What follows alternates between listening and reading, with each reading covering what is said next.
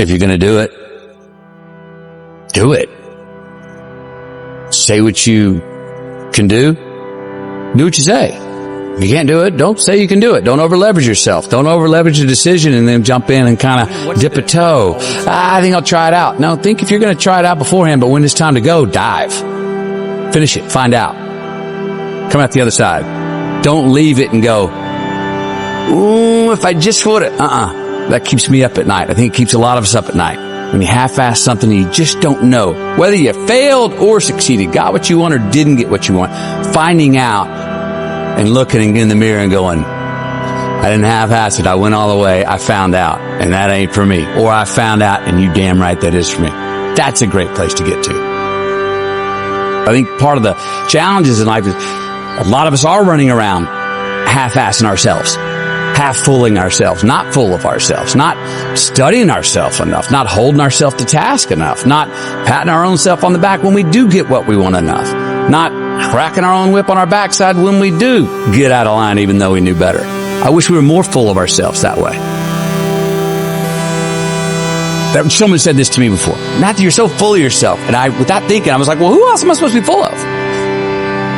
That's a good line. And I stopped after. I was like, that's exactly what I meant. And I went and wrote that down. I wish more people were more full of themselves. I think we should take some time to be able to look in the mirror and own that thing that we pulled off and go, good job. That's what you wanted. That's what you got. At the same time, be able to, as we do more often, look in the mirror when we fail and go, bogey, you did not pull that off. Give others and yourself more credit. Happiness, you can't guarantee it, but there is a science to satisfaction. There, you can look at habits that engineered less pain in your life, maybe more pleasure, but at least less pain. And that's a win. So much easier to be supportive and gentle of other people than of ourselves.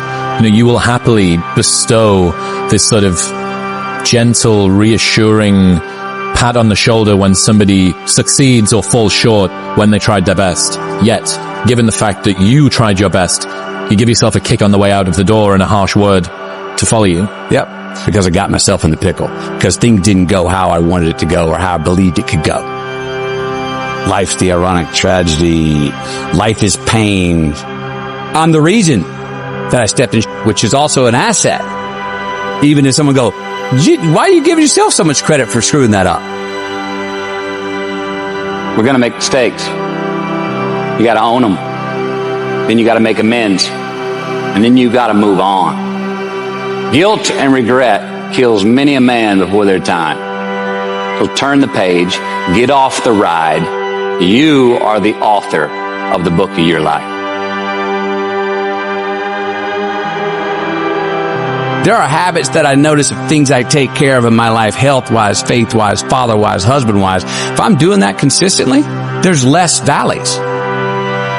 The ironic tragedy is that life has to be lived forward, but only makes sense in reverse. Right. When you look back, we can all connect every single dot. It's mathematical, scientific, how we got to this table right here. It's all connected if we go back and look at it. And there's a whole lot of, I thought that was the end. Well, it was the end, but it was the beginning of this thing. What you're leaning into is that mystery going forward, right? That ironic tragedy that you have something to push off the, well, I don't know what I do want, but I do know I don't want that. You have leverage. Yes. It's there. We always say, well, who are you? I want you to figure out who you are. And I try to ask my kids that now. Well, I want you to know who you are. And a part of that who's helped me is Bob Dylan's lines like, I don't know what all this talks about who we are, man. We are all just what we create ourselves to be. And that gives me a little, oh, that's relaxing. But it's so much easier to figure out who you're not. And if you start eliminating the who I'm not, by sheer mathematics, you end up moving toward more of what feeds you and who you are. And it's a hell of a lot easier thing to go, how can I get rid of some bullshit in my life than it is to go, well, how do I go to my true self? Do I want to press the accelerator more quickly? Or do I want to take my foot off the fucking brake? sometimes the hard work and the endurance and the elbow grease, the work harder we were talking about, that hustle is not the way out. Sometimes it's, I need to back up, laugh, have a sip of my favorite whatever, and dance my way through the raindrops out of this summer. And even looking at the things that are bad and going, oh, thank you. Appreciate that. I think one of the themes of your worldview that I've become familiar with is alchemizing bad times into good ones. A reminder that things that seem bad can end up being good. How can people, or how do you have more of that perspective during a hard time? I probably start off intellectualizing something that I know I probably should believe in, but don't believe in it, and convince myself, even to an extent to trick myself, that, to sit here and go, well, you just tell yourself, this too shall pass. Okay, great. Well, what the hell's that mean? Even if it's true. In the moment, you're like, what are you talking about, man? I'm in the debit section. I'm in a warning section. This sucks. I think that how much I'm conscious of it or not, my undeniable optimism and faith that this isn't how it is. And if it is, so what? That's okay. Well, then really, so what? You know what I mean? What's the big deal? It minimizes, I seem to have a tendency not to make a bigger deal out of things that other people make a bigger deal. Dramas. I don't like to create false drama. When it comes and it's hard, I am affected. I get the blues. I get sad. I get mad. I'm a shit to be around. I can't get to sleep. I got demons in my own head trying to work the riddle out. Why did this happen? That's the other thing that's tough for me, is I think that any bad thing that happens to me, my initial reaction is, what'd you do wrong to lead to this?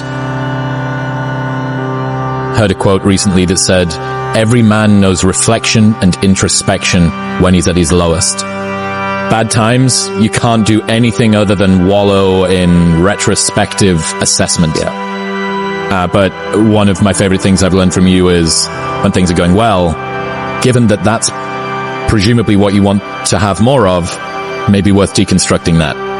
Yes.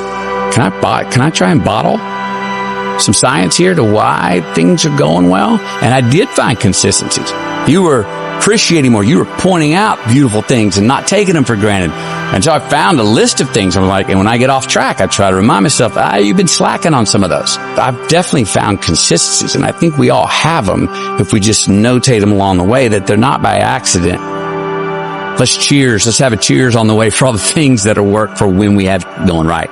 Also knowing that it's not forever, that we will have a mountain to climb here shortly. What's my best advice I need to give myself right now is listen to my own damn advice.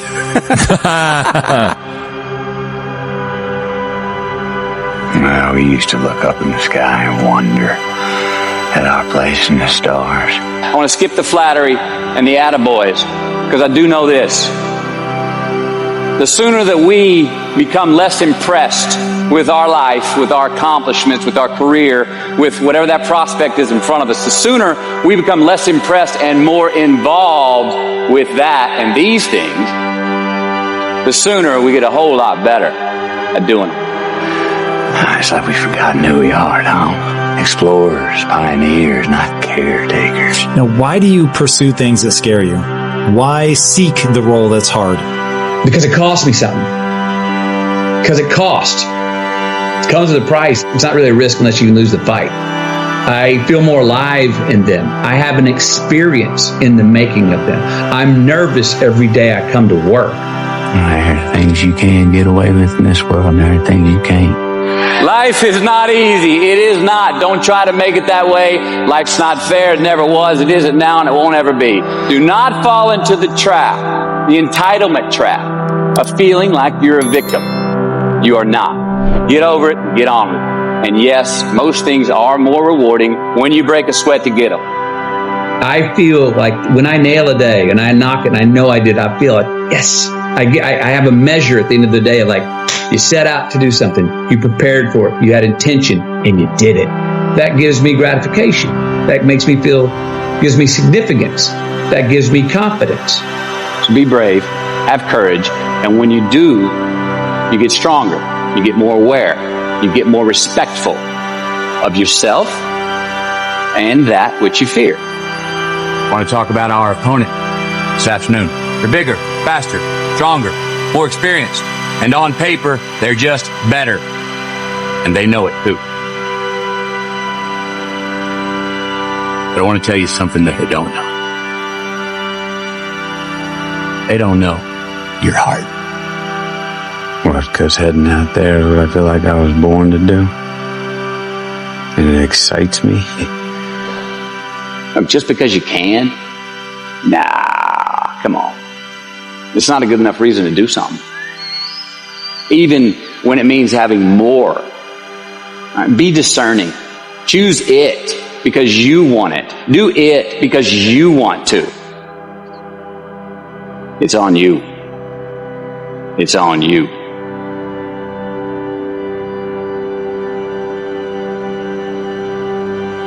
We remember the stuff we earn, the stuff we experience, more than what the teacher tells us or what someone gives us for free. We just do. We broke a proverbial sweat on it, whether it was mental or physical or whatever. We built it. We understand. We felt how we got it, how we achieved it, how we got what we wanted. Those stick with us. Whether we forget them intellectually, they were written in our lineage, and they build resilience, and they build a healthy, true optimism going forward to know that, oh no, I've worked for something before and achieved it. Delayed gratification. Oh, there are choices I can make today for myself that will pay me back later in life.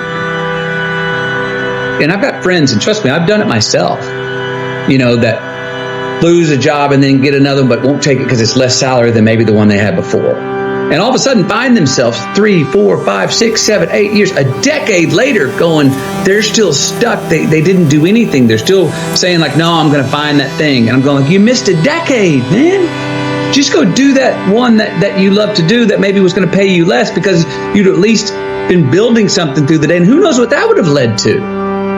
Maybe that would have led to something where you're getting paid 5 times more than you were doing something else you love even more. So sometimes it's not even about what choice we make. Just make a choice and commit to it and go and dive in.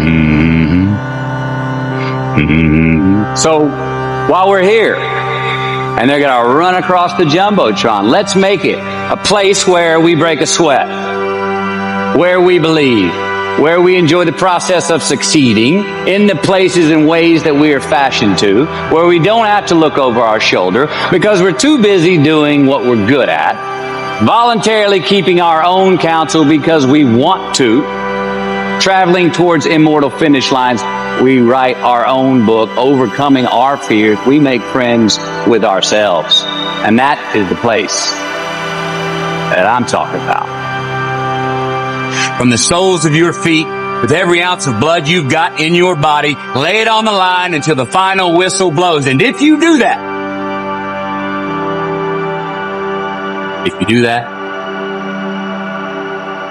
we cannot lose.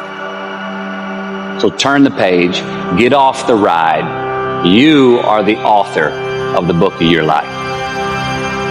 Knowing who we are is hard. It's hard.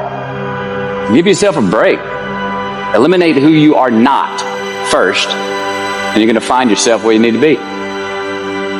And the Oscar goes to Matthew McConaughey.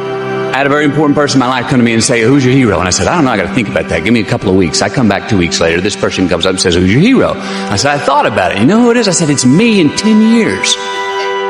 So I turned 25 10 years later. That same person comes to me and goes, so are you a hero? And I was like, not even close. No. She said, why? I said, because my hero is me at 35. So you see, every day, every week, every month, and every year of my life, my hero is always 10 years away. I'm never going to be my hero. I'm not going to attain that. I know I'm not. And that's just fine with me because that keeps me with somebody to keep on chasing. So to any of us, whatever those things are, whatever it is we look up to, whatever it is we look forward to, and whoever it is we're chasing, to that I say amen. To that I say, all right. To that I say, just keep living, huh? Thank you. Nobody has ever choked? I have. You know what I'm talking about, fumbling at the goal line, stuck your foot in your mouth once you got to the microphone, had a brain freeze on the exam that you were totally prepared for, forgot the punchline to a joke in front of 4,000 graduating students at the University of Houston commencement. Or maybe you've had that feeling of, oh my God, life just cannot get any better than this moment. And ask yourself, do I deserve this? Now what happens when we get that feeling? Tense up. We have this sort of outer body experience where we are literally seeing ourselves in the third person. And we realize that the moment just got bigger than us. You ever felt that way? I have. And it's because we have created a fictitious ceiling, a roof to our expectations of ourselves. A limit where we think it's all too good to be true. But it's not. And it's not our right to say or believe it is. We shouldn't create these restrictions on ourselves. A blue ribbon, a statue, a score, a great idea, the love of our life, a euphoric bliss. Who are we to think that we don't deserve or haven't earned these gifts when we get them? It's not our right. But if we stay in process, all right, within ourselves, in the joy of the doing, we will never choke at the finish line. Why? Because we aren't thinking of the finish line. Because we're not looking at the clock. We're not watching ourselves on the Jumbotron performing the very act that we're in the middle of. No, we're in process. The approach is the destination, and we are never finished. Bo Jackson, what do? He used to run over the goal line, through the end zone, and up the tunnel. The greatest snipers and marksmen in the world, they don't aim at the target. They aim on the other side of the target. We do our best when our destinations are beyond the measurement, when our reach continually exceeds our grasp, and when we have immortal finish lines. And when we do this, the race is never over. The journey has no port. The adventure never ends because we are always on the way. So do this, and let somebody else come up and tap you on the shoulder and say, hey, you scored. Let them run up and tap you on the shoulder and say, man, you won. Let them come tell you, you can go home now. Let them say, I love you too. Let them say, thank you. Take the lid off the man-made roofs that we put above ourselves and always play like an underdog. Here we go.